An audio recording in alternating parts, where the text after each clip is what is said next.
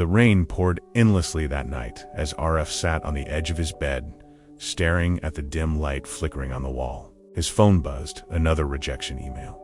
It was the 7th one this week. His heart sank deeper than the sound of the thunder outside. He had graduated 2 years ago, full of dreams and ambition.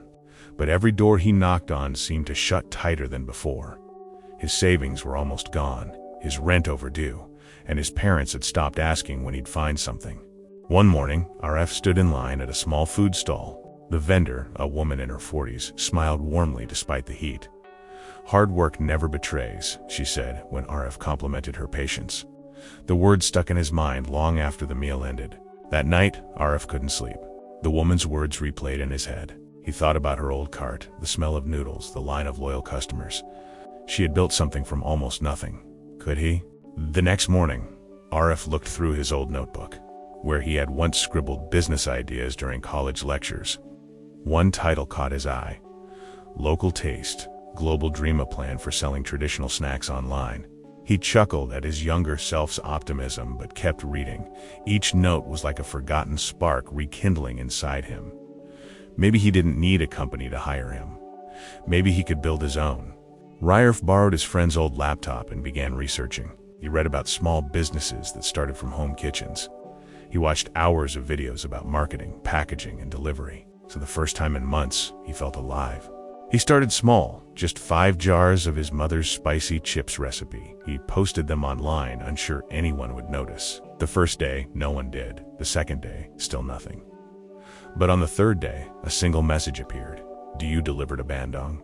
His heart raced as he typed, "Yes, I do." It wasn't much, but it was a start. He packed the chips carefully, wrapped them with a note that said, "Made with hope." It felt like sending a piece of his heart out into the world. Weeks passed. Orders trickled in, slowly 1, 2, sometimes 3 a week. Arif reinvested every coin he made. He experimented with flavors, redesigned labels, and asked for honest feedback. Each small win felt like a personal victory. But success didn't come without struggle. His kitchen was tiny, and the oil smell clung to everything. He worked late nights, often burning batches when exhaustion took over. Yet every failure taught him something new. One afternoon, his neighbor knocked. "You're the chip guy, right? My cousin in Jakarta wants to order 50 jars. Arif froze. 50? It sounded impossible. But he smiled, pretending he wasn't terrified inside. That night, he worked until dawn. The kitchen was chaos, chips everywhere, oil sizzling, boxes stacked high. When he finally shipped the order, his hands trembled with pride. For once, exhaustion felt like accomplishment. Days later, the customer posted a photo online praising Arif's product. Suddenly, messages flooded his inbox. People wanted to try the chips. He refreshed his phone again and again, watching the notifications multiply.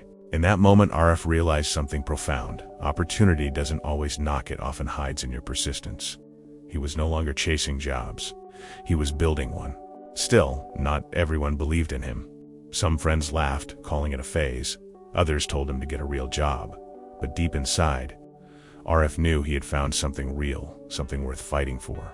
His parents, once skeptical, began to notice the spark in his eyes again. When he handed his mother a small envelope of earnings, her eyes filled with tears. "You made this yourself?" she whispered. He nodded, smiling. The business grew, slowly but surely. Arif began hiring a few local youths to help him pack and deliver. It felt surreal. Him, the unemployed graduate, now paying others. The feeling was indescribable. One evening, as he watched his team laughing and working together, Arif felt an ache in his chest, a mix of pride and disbelief. Maybe, he thought, this is what purpose feels like. But deep inside, Arif sensed this was only the beginning. He had lit a small flame, but to make it last, he'd need to face bigger storms ahead. The next chapter of his journey was waiting, filled with risk, growth, and unexpected turns. Months passed, and Arif's small snack business bloomed beyond his imagination. The orders multiplied faster than he could handle. His phone never stopped ringing, and his tiny kitchen felt smaller every day.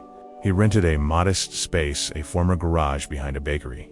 It smelled of flour and old dreams, but Arif saw potential. "This will do," he told his team of 3, their faces glowing with shared excitement and fear. The first day in the new space was chaos. Machines broke down, ingredients ran short, and deliveries got mixed up. Arif stayed calm, or tried to. Every mess is a message, he reminded himself, sweeping the floor at midnight.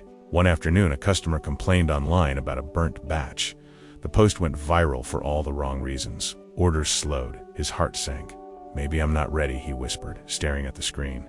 But instead of hiding, he replied publicly, apologizing sincerely and offering a refund. Then he visited the customer personally. "I made a mistake," he said. The woman smiled. "Showed up, that means something." That simple act restored trust. Soon, loyal customers defended his brand online. "He cares," they wrote. Arif learned that in business, people buy honesty as much as they buy products. Determined to improve, he attended free workshops and joined small business forums. He learned about branding, management, and leadership. "A business grows only as much as its owner grows," a mentor once said. He took it to heart. One day, a large retailer contacted him. They wanted to feature his chips in stores nationwide. Arif was stunned. His dream was within reach, but so was failure if he couldn't meet demand. He expanded his team, hired more locals, and bought better equipment on credit. The risk kept him awake at night, but every time doubt crept in, he remembered his mother's tears of pride. That memory fueled him. Production doubled, then tripled. The garage turned into a humming workshop filled with laughter, noise, and the smell of frying chili. Arif often paused just to absorb it all, the life he had created from rejection. But growth brought new challenges. Suppliers delayed shipments, staff argued, and expenses soared. Arif found himself drowning in spreadsheets instead of dreams. Is this what success feels like? He wondered. One evening, he sat alone, exhausted. His mentor called, sensing something was wrong. "Arif," he said gently, "don't just build a business, build people. They'll carry your vision when you're too tired to." The next morning, Arif gathered his team. "You're not my workers," he said. "You're my partners. This dream belongs to all of us." The room fell silent, then erupted with claps and tears. Something shifted that day. From then on, teamwork flourished. Everyone felt invested. Mistakes still happened, but now they faced them together. Arif realized leadership wasn't about control. It was about trust. Months later, his brand was featured in national stores. The same boy, once rejected by employers, now stood in a supermarket aisle holding his own product. His reflection smiled back from the shiny label. He thought about that rainy night, long ago, the rejection emails, the despair, the hopelessness. "If only that version of me could see this," he murmured. The memory didn't hurt anymore. It humbled him. With steady growth, Arif began hiring underprivileged youths, giving them training and income. "If I could rise from nothing," he said, "so can they." His small company became a lifeline for many. He started speaking at schools and workshops, sharing his story. Each time he saw someone's eyes light up. He remembered his own turning point. The day a food stall lady's words changed everything. Years later, when people called him a successful entrepreneur, Arif only smiled. "I'm just a man who refused to give up," he'd say. His journey was never about chips, it was about courage. And as he watched his team celebrate another milestone, laughter echoing through the factory, Arif whispered to himself, from jobless to job creator. "I didn't just build a business, I built a life worth living."